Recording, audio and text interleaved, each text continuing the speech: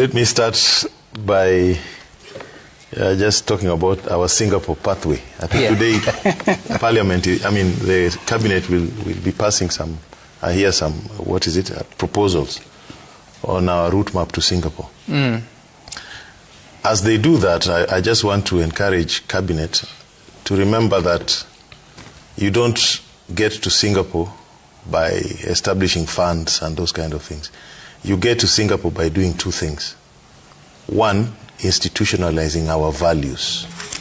Article 10, Article 232. So I hope today they will talk about national values and how to make them a way of life in this country.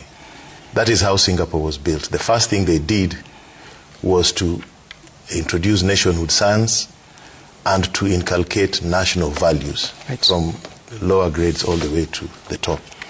The second thing is to make sure that institutions are strengthened. You must have strong institutions to take you to Singapore. So just establishing a fund or talking about 5 trillion, that will not help us. Those are the things we want to hear from the executive in respect of that dream. No, you see, the president, surely I can't blame the president for painting a vision of where he wants to take Kenya and how he sees it. And I think President Ruto is very good at that. At least he's been bold enough to articulate what his vision is. My problem is he's jumping the gun, as I said in the beginning. The first thing we should do is to institutionalize our values and have a bill in the House on nationhood science. That is what Singapore first did. Lee Kuan Yew first institutionalized the values that he believed would make Singaporeans love their country and work hard and develop it. And those values were then taught from from kindergarten all the way to university. So I've brought a bill, it is at the government printer, it has gone through all the processing.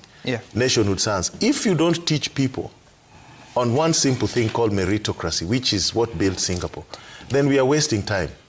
You can put a fund, you can load it with all the taxes you want, but if people remain committed to stealing, not following rules, not obeying laws, not working for Kenya, seeing things in tribal lenses, those things will never work. Nigeria has tried them, they didn't work. South Africa has tried them, they didn't work, because the value system is lacking. The second thing, you must strengthen institutions. So if you want to deliver the Singaporean dream, you must do two things, as I've said. Values and strong institutions, and build them on meritocracy. Lee Kuan Yew made it very clear, if you want to compete at the global stage, you must adopt global standards. There is no shortcut to those things. There is no shortcut, absolutely. So what I agree with the vision, and there's nothing wrong in the president stating that. He can share it, he can motivate us with it, but just putting up a fund because we want to warehouse the proceeds of the sale of Safaricom, we are not bringing the value system into our Singaporean dream. And without those value system, we are wasting time. That is what I'm saying.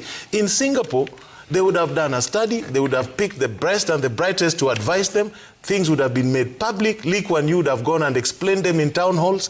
We are not doing that. We are going to rallies, asking people who don't even understand the issues to talk about them. That is not how you build a first-class country. Those are not first-class standards. If you look at India, China, Vietnam, Korea, the countries that made a great leap in terms of development, they did not start by building superhighways. They started by ensuring food security. Food security. So all this talk, all this money we are putting in all these funds, our first priority should, how do we make our country food secure? So, you know, there's a lot of money, but if you look at the projects, like there's a big one, Koru Soina Dam, 25 billion. It doesn't feature anywhere. We are talking of yet another expressway from Museum Hill. There's already an expressway from Museum Hill, unless we don't live in Nairobi. Isn't there one?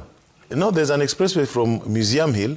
You go down to Parklands, and then you get onto Wangari Maathai Road, onto Murang'a Road.